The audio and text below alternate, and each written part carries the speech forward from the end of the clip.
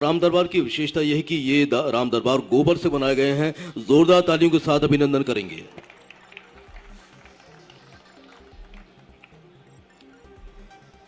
माननीय पशुपालन मंत्री जी राम दरबार भेंट कर रहे हैं मुख्यमंत्री महोदय और आदरणीय श्री पी.डी. शर्मा जी को। और समय राम की स्तुति का भी समय चल रहा है, क्योंकि दीप पर्व चल रहा है। लंका पर विजय प्राप्त करने के बाद अयोध्या लौटे श्री राम जी के आगमन पर जो खुशियों का उत्सव था वो दीपोत्सव। ये केवल कर्मकांड नहीं, सच्चे अर्थों में ये हमारी संस्कृति से जोड़ करके, जिसके कारण से दुनिया में भारत की पहचान है, हमारे लिए ये सौभाग्य की बात है। त्योहारों में त्योहार दीपावली का पर्व, और दीपावली के पर्व पे सच्चे अर्थों में किसानों की दिवाली तो गोवर्धन पूजा के साथ ही मनती है। वो आनंद आता है कि उसके बाद में बाकी सारे आनंद फीके पड़ जाएं। हमारा धन गोधन, ये धन ऐसा धन है जिस धन के लिए देवता भी तरसते हैं। मुझे इस बात का ध्यान में आता कि गोवर्धन पूजा कई कारणों से अलग अलग प्रकार से भी मनाई जाती है। उसमें एक बड़ा कारण भगवान कृष्ण का 5000 साल पुराना वो घटनाक्रम भी, जिसके कारण से भगवान ने गोवर्धन पर्वत धारण किया था। कितना सरल उनका अपना दृष्टिकोण था। अगर इस दुनिया में वर्षा अगर होती है तो वर्षा ऋतु में सबसे बड़ा योगदान पेड़ पौधे और हरियाली का होता है। पेड़ पौधे नहीं होंगे, हरियाली नहीं होगी, हमारे जीव जंतु अपनी अपनी दिनचर्या अगर बदल लेंगे तो निर्जनता छा जाएगी, रेगिस्तान आ जाएगा। ऐसे में इंद्र के घमंड को भी ध्वस्त करते हुए गोवर्धन पर्वत धारण करके हरियाली की तरफ परमात्मा भगवान कृष्ण ने भी सबका ध्यान आकर्षित किया है। हम इस बात के लिए आनंद में डूबे हैं कि जब हमारे अपने परमात्मा ने, लेकिन वेदों के माध्यम से भी अगर हम ध्यान देंगे तो हमारे लिए गावो विश्व मात्र, मतलब हमारे जीवन में परमात्मा की दया से माँ के बाद माँ के समान लालन पालन करने का जिसने कोई स्थान पाया है इस चराचर जगत में, वो एकमात्र 33 करोड़ देवी देवताओं की जननी हमारी गौ माता है। हमें इस बात का गर्व है। देश छोड़ दो जहाँ भैंस होती है, बाकी 200 से ज्यादा देशों में कौन सा ऐसा देश है जहाँ दूध उत्पादन के लिए गौ माता नहीं है। इसलिए मैंने जो कहा है, जो वेद वाक्य वो ध्रुव वाक्य, सत्य वाक्य, कि गाय माता के बिना इस मानवता की कल्पना करना भी मुश्किल है।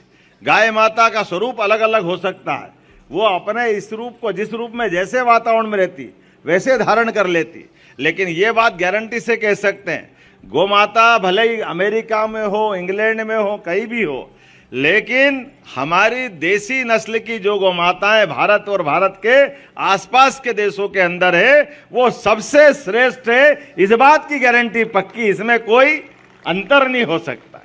और गौ माता के, हमारे गोधन के वंश के भी कैसे कैसे तरीके हैं।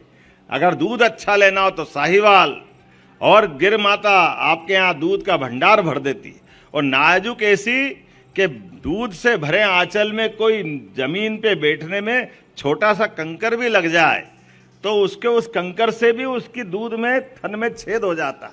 इतना महीन उनका अपना चमड़ी का उनका अपना आनंद है। लेकिन गोरस देखो तो बाल्टी पे बाल्टी भराए चले जाओ और आप निकाले चले जाओ, कोई अंदाजा लगा सकता है कि कोई केवल जर्सी देगी? अरे गिर के नीचे का दूध भी नाप के देखो, 10-20 लीटर तो मामूली बात है। जब हम अपने गोधन की बात कर रहे हैं तो हम शासकीय दृष्टि से भी इसको जवाबदारी से कहना चाह रहे हैं। हमारे प्रदेश का क्या, देश का भी अगर हम धार्मिक महत्व गौ माता का गाते हैं तो उसका आर्थिक महत्व भी है। हमारे लिए गोवंश के आधार पर कृषि आधारित व्यवस्थाओं में गोवंश के बिना कल्पना करना मुश्किल है। गरीब से गरीब आदमी के भी खेती बाड़ी और अपने कामकाज के लिए, और अगर खेती नहीं है और 2-4-5 गोवंश उसके पास है तो बहुत सरलता से उसकी जिंदगी निकलती। और गोवंश के माध्यम से दूध उत्पादन के लिए पूरे देश के अंदर, मुझे 2019 की जनगणना याद है, पशुगणना के आधार पर पूरे देश में हम तीसरे नंबर पे हैं गोवंश में। मध्य प्रदेश में 1,39,00,000 के आसपास हमारे पास गोवंश है। आने वाले समय में हम नंबर 1 पे आएंगे, ये हम संकल्प कर रहे हैं कि हमारे देश के अंदर भौगोलिक रूप से जब हम राजस्थान के थोड़े से ही छोटे हैं तो हमारे यहाँ गोवंश को उत्पादन, खास करके दूध उत्पादन की दृष्टि से हमारे अपने किसान भाइयों की ग्रामीण भाइयों की, वनवासियों की, आदिवासियों की जीवन में आजीविका के लिए, आय बढ़ाने के लिए, दूध उत्पादन को बढ़ावा देने के लिए हमने नेशनल डेयरी डेवलपमेंट बोर्ड के माध्यम से MOU किया है। और भविष्य में जिस प्रकार से हम बाकी फसलों के आधार पर बोनस देते हैं, उसी प्रकार से दूध उत्पादन पर भी बोनस दे करके हमारे सभी भाई बहनों की आय बढ़ाने का काम हमने करने का निर्णय किया है। पूरा देश तो क्या, दुनिया आर्थिक रूप से समृद्ध, अब ये रिकॉर्ड तो कोई झुटला नहीं सकता। कहाँ 11वें नंबर की अर्थव्यवस्था में हम थे, कहाँ 5वें में हम आ गए, और आज ही समाचार पत्रों में पढ़ रहे हैं अगले साल हम जापान को पीछे छोड़ करके 4थे नंबर पे आने वाले हैं। ये हमारे अपने देश की रफ्तार बता रही। और उससे अगले साल जर्मनी को भी पीछे छोड़ करके 2027 के पहले पहले 3रे नंबर पे आ जाएंगे। यह है गोमाता का चमत्कार, ये गो भक्तों की संस्कृति है, यह है सनातन संस्कृति। मेरी अपनी ओर से आज के इस अवसर पर मैं अपने मित्रों को सबको बधाई देना चाहूंगा कि हमारे अपने सरकार के बजट में 590 करोड़ का प्रावधान 2024-25 के लिए हमने पशुपालन मंत्रालय के किया है। इसलिए पशुधन के संरक्षण के लिए भी सरकार ने निर्णय किया है। कांजी हाउस, खिड़क, ये सब बंद करेंगे। हमारे नगर निगम के नगरीय निकाय के आधार पर हमारे अपने पशुधन को कोई जेल करेगा? कांजी हाउस तो मतलब जेल हो गया, खिड़क तो मतलब जेल हो गई। अरे भाई, ये बात सत्य है। गोवंश अगर वृद्ध हो गया, गोमाता बूढ़ी हो गई, अपाहिज हो गई, कोई कारण से घर में रखने की व्यवस्था नहीं है, दूध मिलता नहीं है, तो ऐसे वंश को रखने के लिए तो सरकार क्या होती है? सरकार इस सब बातों में तो मदद करती है।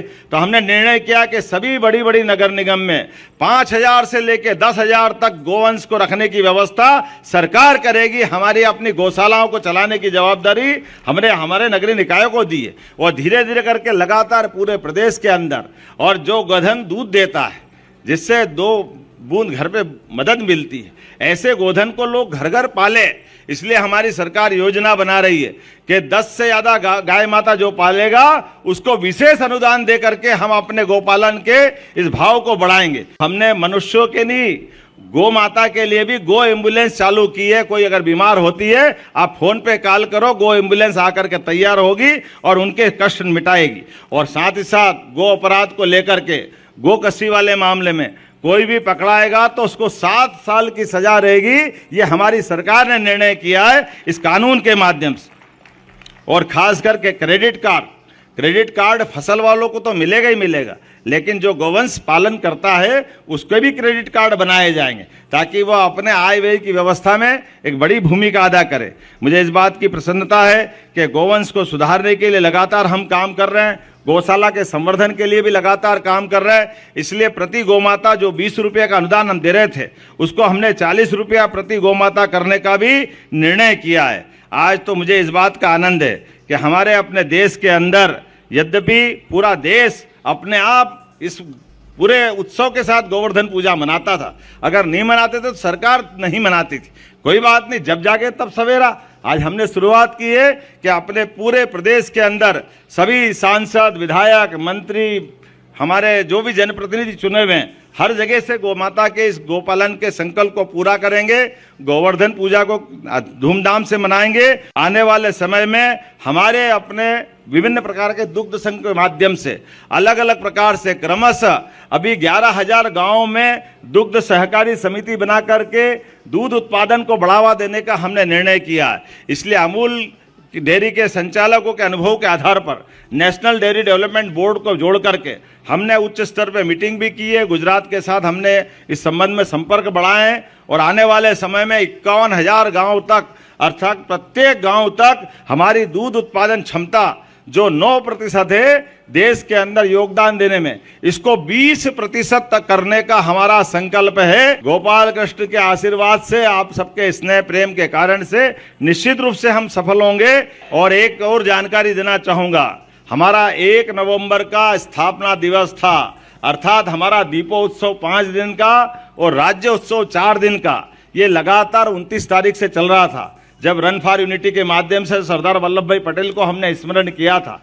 और सरदार वल्लभ भाई वो व्यक्तित्व है जिनने आज़ादी के बाद सभी रियासतों को मिलाने का काम किया, उसके पहले अंग्रेजों के खिलाफ सशक्त आंदोलन चलाने का काम किया।